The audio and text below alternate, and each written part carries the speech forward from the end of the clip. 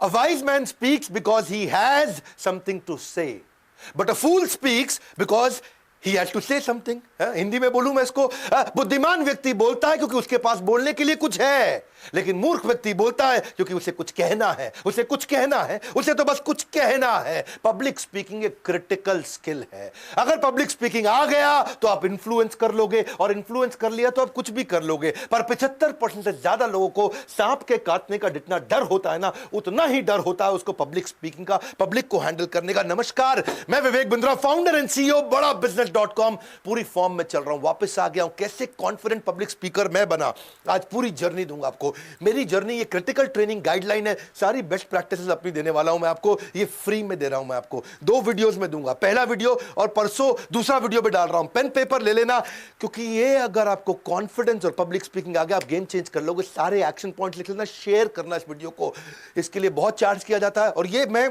Actually ये मेरा skill based video है, गेम चेंजर है, पूरा सबको काम आएगा ये। आजकल तो बहुत वीडियोस बना रहा हूं ना मैं, Steve Jobs, Marwari, Mary Kom, DMart, Gandhi, Singapore, McDonald, success habits of billionaire, Warren Buffett, आगे मैं तेंदुलकर का जन्मदिन आ रहा है, अजीत डोवाल पे मैंने तैयारी कर ली है, बिल गेट्स पे, यूएस कैसे आगे बढ़ा, टेक्सटाइल इंडस्ट्री, फर्नीचर इंडस्ट्री। अगर इस चैनल का एक भी वीडियो देखे बगैर छोड़ दिया, समझ लेना बौद्धिक विकास से नाता तोड़ दिया। पहला स्टेप क्या होता है जब भी पब्लिक स्पीकर अच्छा बनना है? स्टेप बाय स्टेप चलूंगा, अपनी जर्नी दूंगा आपको। Know your audience. अपनी जिंदगी के अंदर बिना अपनी ऑडियंस को पहचाने मैं कभी स्टेज पे नहीं गया। मैं कभी ऐसे अचानक स्टेज पे नहीं जाता।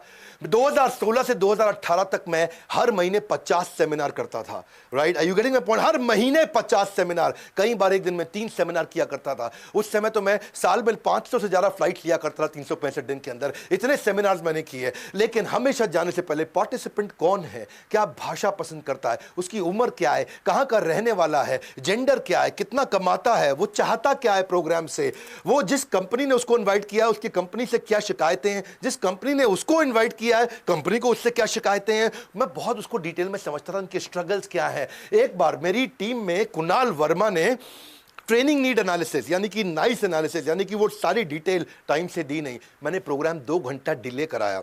मेरे को पहले ऑडियंस को जानना था।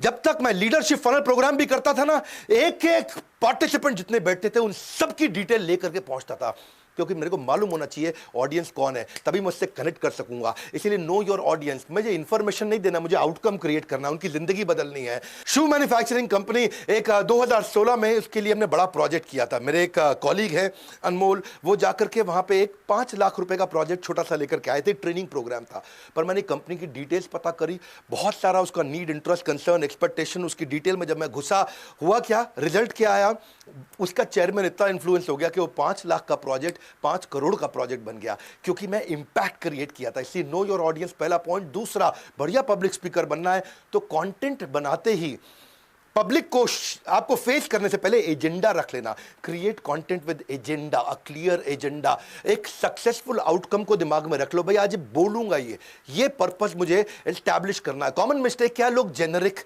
स्पीच जाके दे आते हैं, और मैंने अपनी जिंदगी में कभी भी बिना टेलर मेड कंटेंट कभी नहीं बनाया। जब भी मैंने कोई सेमिनार किया, बहुत टेलर मेड बनाया। हमेशा कोशिश किया है कि पहले पर्पस को सेट कर दूं जाकर के, स्पीच जिसमें एक आइडिया मुझको आज देख करके आना है। ABCD अप्रोच से जाता था, एनालाइज करूंगा, ब्रेनस्टॉर्म करूंगा, क्रिएट करूंगा, डिलीवर करने के बाद इवैल्यूएट भी करूंगा। इसलिए मैं रिवर्स तरीके से काम करता हूं। पहले सामने वाले की नीड को समझता था।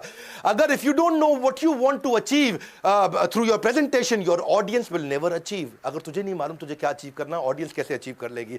मारुति के अंदर मैं आपको एक और केस स्टडी देता हूं अपनी। 2012-13 में बहुत झगड़े हुए थे मैनेजमेंट में और वर्कर्स लेबर्स के अंदर, यूनियन में।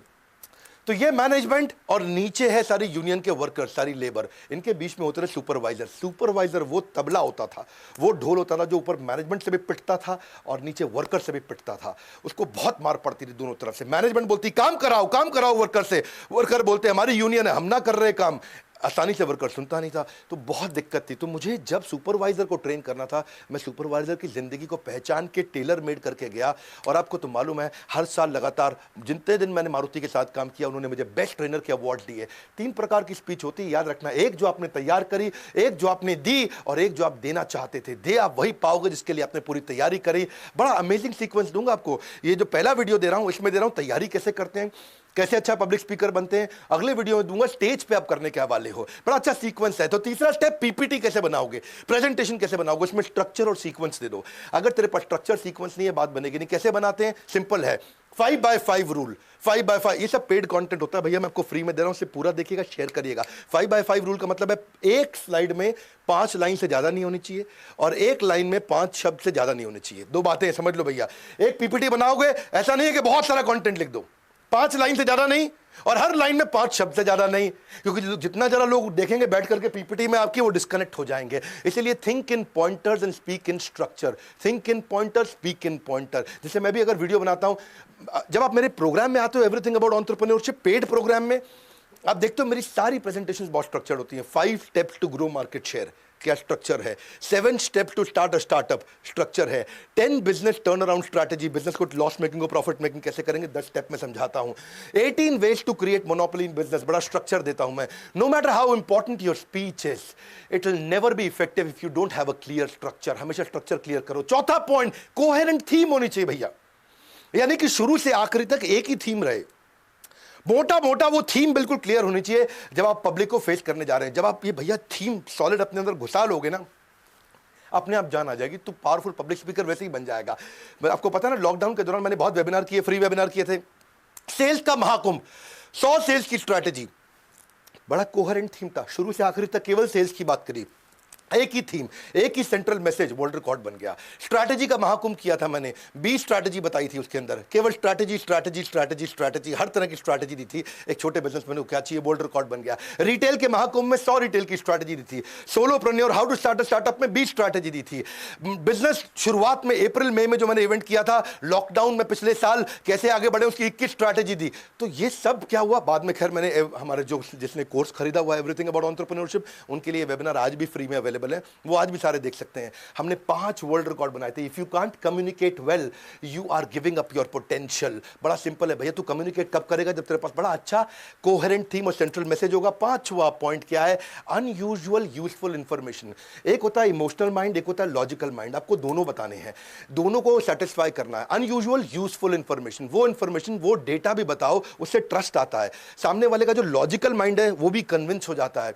When you add facts and figures, it helps in convincing the logical side of the brain, customer का लॉजिकल ब्रेन। ऐसे ही इंक्लूड फैक्ट एंड फिगर्स, उससे क्या होगा, ट्रस्ट भी आता है, भाई बात सही बोल रहा है, इसके पास सारा डेटा, डेटा के साथ बात करता है भैया, ऐसे हवा हवाई बात नहीं करता है। लेकिन डेटा भी ऐसे शेयर करो जैसे कोई स्टोरी की तरह शेयर करो, है उससे स्टोरी याद रह जाती है। डेटा को बताने का भी तरीका ये नहीं नंबर बोलते जाओ, नंबर बोलते जाओ। छठी स्ट्रैटेजी, कंटेंट ऐसा बनाओ जिसको लोग शेयर करना चाहें। आप ऐसा कंटेंट बनाओ जिसको शेयर करने में शेयर करने वाले की इज्जत बढ़ती हो। जब शेयर करने में शेयर करने वाले की इज्जत बढ़ेगी तो आपके बारे में शेयर करेगा, आपका रेफरेंस देगा। यानी कि उसका तरीका क्या है, जैसे अगर आप नरेंद्र मोदी को देखो, नरेंद्र मोदी कभी भी अपनी पिक्चर, अपनी फोटोग्राफ, अपनी लिमोजिन और Z+ सिक्योरिटी के साथ सेल्फी लेते हुए नहीं डालते, क्योंकि वो शेयरेबल नहीं है। लेकिन वो कौन सी डालेंगे, समुद्र के किनारे प्लास्टिक बीनते हुए वो वीडियो उन्होंने डलवाया, कूड़ा उठाते हुए, दलितों के पांव धोते हुए, ये शेयरेबल कंटेंट है, इसको लोग शेयर करना चाहेंगे। उनकी लिमोजिन की पिक्चर, उनकी Z+ सिक्योरिटी कोई शेयर नहीं करेगा। लेकिन आम आदमी अगर होगा तो वो कूड़ा उठाते हुए अपनी फोटो नहीं डालेगा, वो लिमोजिन की फोटो डालेगा, क्योंकि शेयर करने में उसकी इज्जत बढ़ती है। उसको लगता है मैं लिमोजिन की फोटो डालूंगा, 5 स्टार होटल में कॉफी पीने की फोटो डालूंगा। अंबानी ढाबे पे चाय पीते हुए फोटो डालेगा अपनी, लेकिन गरीब आदमी 5 स्टार होटल में फोटो डालेगा अपनी अगर कॉफी पी रहा हो, क्योंकि वो उसको लगता है ये शेयर करने से मेरी इज्जत बढ़ेगी। अंबानी को लगता है कि मैं ढाबे पे चाय पीते हुए दिखाऊंगा तो मेरी इज्जत बढ़ेगी। कंटेंट वो बनाओ जिसको शेयर करने से शेयर करने वाले की इज्जत बढ़ती हो। ये बड़ी डिटेल की चीजें, आराम से आपको समझाऊंगा, लेकिन आज ये दोनों वीडियो पूरे देखना। 7वां पॉइंट क्या है आपका, इंस्पिरेशनल इंफॉर्मेशन विदाउट रेपिटेशन। ये कमाल की बात है। आपने देखा मैं अपने कंटेंट में कोई गैस नहीं देता, cut cut cut cut cut cut cut cut cut cut चलता हूं। एडिटर लोग भी जो है ना, मेरे वीडियो एडिटर जो ये वीडियो को एडिट करके आपके पास देते हैं, वो भी मेरे से बहुत खुश रहते हैं, क्योंकि मेरे कंटेंट में कोई जर्क नहीं है, कोई गैस नहीं है। एक बार शुरू किया ठाक, एक बार खत्म किया, एकदम सॉलिड चलता हूं। क्यों, रेपिटेशन नहीं है। इंस्पिरेशनल इंफॉर्मेशन है, रेपिटेशन नहीं है, जर्क नहीं है। Repetition will kill your reputation. अगर बार बार बात रिपीट करेगा तेरा रेपुटेशन खत्म हो जाएगा। So content can not be repeated again and again, हमारे जैसे लोगों के लिए।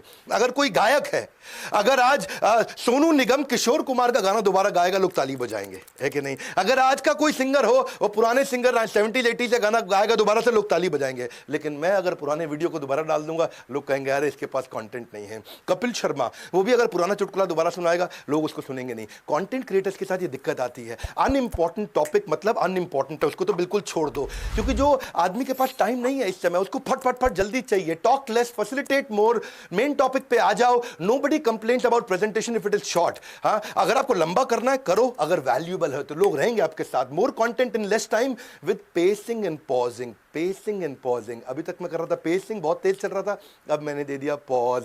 तो कब पॉज देना है, कब स्पीड बढ़ाना है, कब पॉज देना है, कब स्पीड बढ़ाना है, ये आना चाहिए। हाँ, क्योंकि ज्यादातर स्पीकर क्या है, वो आराम से धीरे से बोलते साथियों साथियों, वो टाइम वेस्ट कर देते हैं जी, बड़ा दिक्कत हो जाती है। प्रेशियस चीज के लिए भैया आपको आपके पॉजेज, आपके पिच, आपके वर्ड्स पर मिनट, आपकी फ्लुएंसी, आपके प्रोनाउंसिएशन, आपके इंपॉर्टेंट वर्ड पे आपने कितना समय दिया। कॉमन मिस्टेक यही करते हैं कि मोनोटोन चलते रहते हैं। मैं कभी धीरे भी जाता हूं, कभी तेज भी जाता हूं। धीरे, ये क्या मोनोटोन मतलब, मोनो मतलब सिंगल, एक ही टोन में चलते हैं। आप मेरे YouTube वेबिनार्स वीडियोस में जाइए, देखिए मेरे सेमिनार्स में जाइए, बस सिंपल एक जर्क फ्री, एक साथ चलेगा, कोई बीच में कट नहीं आएगा, gas free, solid content. Content लंबा होने में दिक्कत नहीं, लेकिन रेलेवेंट होना चाहिए। मोटा मोटा मुद्दा, अगर आप अपनी बात को एक लाइन में नहीं कह सकते तो एक घंटे में भी नहीं कह पाओगे। सही समय पर चुप रहना भी पब्लिक स्पीकर की एक बड़ी कला है। वो कैसे, right timing, pacing and pausing, ये कैसे करता है। 8वां पॉइंट, ट्रेंडिंग कंटेंट का भी यूज करो। वायरल क्या चल रहा है आजकल, अमूल ने बहुत किया ना, बदतमीज दिल, उसने क्या कर दिया, बटरमीज दिल। गाना आया था ना, बदतमीज दिल, माने ना, उसको बटरमीज दिल कर दिया। बजरंगी भाईजान को बटरंगी भाईजान। मोदी जब यूएसए जा जाता था तो यू साफिर हूं यारो। सुंदर पिचाई सीईओ बना तो बोला सुंदर पियो चाय। सुंदर पिचाई को कर दिया सुंदर पियो चाय, सुंदर पिचाई पियो चाय, साथ में ब्रेड मक्खन भी खा लेना। पीके मूवी आई थी, कहता खा पी के जाना है जी, खा पी के क्या खाओगे, ब्रेड खाओगे अमूल के साथ मक्खन लगा के। क्या वायरल चल रहा है उसको यूज करो। ये मेरी कार है और ये हम है और ये हमारी पौरी हो रही, ये हमारी कार है और ये हमें और ये हमारी पार्टी हो रही है। ये क्या था, इसके ऊपर सबने बहुत यूज किया। श्वेता का माइक कौन रहेगा, श्वेता तेरा माइक कौन है, श्वेता तेरा माइक। ये कैसे आप यूज करते हो उसको। डीमोनेटाइजेशन हुआ, उसको कैसे इस्तेमाल करोगे। कोरोना हुआ तो हमने कई वीडियो बनाए, कोरोना के बाद बिजनेस कैसे उभरेंगे। बंगाल पे चुनाव चल रहा है तो हमने बंगाली कम्युनिटी पे एक सुपर हिट वीडियो दिया, लोगों ने बहुत प्यार दिया उस वीडियो में। 9वीं स्ट्रैटेजी, पहला क्या बताया इससे पीछे, भाई क्या चल रहा है उसका इस्तेमाल करो कंटेंट में, लोग कनेक्ट होते हैं। 9वीं, I hate extempore. I hate extempore. आप पूछ सकते हो डॉक्टर बिंद्रा आप जर्क फ्री कंटेंट देते कैसे हो, पूरा फ्लो में बोलते कैसे हो, इतना cut cut cut cut cut, इतना वर्ड पर मिनट, इतना कंट्रोल, इतना स्पीच पे कंट्रोल आता कैसे। प्रिपरेशन। अगर मेरी 30 मिनट की स्पीच है तो 90 मिनट की तैयारी। पहले 30 मिनट में कंफर्ट, दूसरे 30 मिनट में कॉन्फिडेंस, तीसरे 30 मिनट में परफेक्शन। ये रूल है 90 मिनट का। 30 मिनट की स्पीच, पहले 30 मिनट में एक तैयारी कंफर्ट हो गया, दूसरे 30 मिनट में एक तैयारी कॉन्फिडेंस आ गया, तीसरे 30 मिनट में एक तैयारी परफेक्शन आ गया। Only a prepared speaker deserves to be confident, और कोई नहीं भैया। परफेक्शन इज द की, इसलिए रिहर्सल बहुत जरूरी है। मेरे यूट्यूब वीडियोस भी प्रॉपर्ली प्रिपेयर्ड रहते हैं। याद रखना, यही कारण है कि एडिटर मेरे साथ बड़े खुश होते हैं, कहते हैं डॉक्टर बिंद्रा का वीडियो एक साथ आया, कुछ कटता नहीं। Best way to conquer the stage fear is to know what you are talking about. I hate extempore.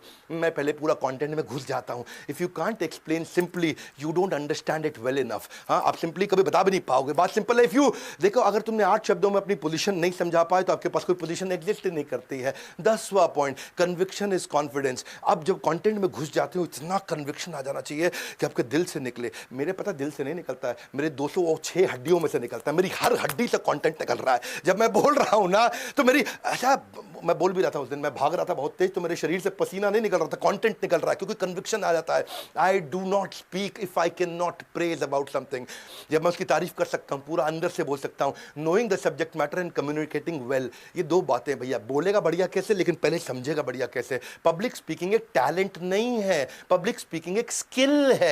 Skill मतलब तू ले सकता है, टैलेंट मतलब तुझे बचपन में मिला था, तेरे जन्म में मिला था। स्किल मतलब तू एक्वायर कर सकता है। देखो जो म्यूजिशियन होते हैं ना, ऑर्डिनरी म्यूजिशियन को कोई नहीं सुनता, ऑर्डिनरी पेंटर की पेंटिंग कोई नहीं खरीदता, ऑर्डिनरी पब्लिक स्पीकर का वीडियो कोई नहीं देखता, मीडियोक्रिटी नहीं चलती है। आपको चाहिए क्या, conviction, knowledge and conviction. Krishna भी बोलते हैं अज्ञ च श्रद्धानश्च संशयात्मा विनश्यति। हाँ, अज्ञ अश्रद्धा, जिसको अज्ञ मतलब ज्ञान नहीं है, अश्रद्धा मतलब कन्विक्शन नहीं है, नॉलेज कन्विक्शन नहीं है। अगर सामने वाले को जरूरत नहीं, उसको जल्दी नहीं, उसको इच्छा नहीं, उसको विश्वास नहीं, यानी कि no need, no urgency, no desire, no trust, उसके बावजूद वो तुझसे ले लेगा सामान। क्यों? क्योंकि कन्विक्शन है तेरे पास में। ये चारों चीजों को तू बदल सकता है। इसलिए कन्विक्शन के लिए प्रैक्टिस करो। Do it over and over, again and again, until it becomes part of who you are. But the good news is superstar public speakers are made, they are not born. वो बनते हैं, पैदा नहीं होते हैं। हर public speaker शुरू में खराब होता था। मैं भी जब पहली बार सेशन दिया था ना, पहले सेमिनार में अपना सारा कंटेंट भूल गया था, हालत खराब हो गई थी। लेकिन आज 206 हड्डियां इकट्ठे बोलती हैं। अब आते हैं हम लोग अगले स्टेज पे। अब ये सब आपने तैयारी पीछे कर ली, अब स्टेज पे क्या करोगे? पार्ट 2 बहुत सॉलिड है। पार्ट 2 में मैं अगले 11 पॉइंट दूंगा। पहले पार्ट 1 का आखिरी पॉइंट समझ लो फटाफट से। Enthusiasm is contagious. Enthusiasm is audiences most desired quality from a public speaker. Public speaker के अंदर अगर एक क्वालिटी चाहिए तो वो एंथुसियाज्म। हाँ, आपने देखा पीछे मैंने बैठ के वीडियो बनाने शुरू किए थे। इस कोरोना काल में पूरा टाइम मैंने बैठ के वीडियो बनाए। मेरे एंथुसियाज्म में कमी थी, मैं वापस खड़ा हो गया हूं। और जब से खड़ा हुआ हूं, हर वीडियो मिलियंस में जा रहा, लोग इतना देख रहे हैं, बहुत सॉलिड कंटेंट दे रहा हूं। ग्रेट ट्रेनर्स अपना एंथुसियाज्म ट्रांसफर करते हैं।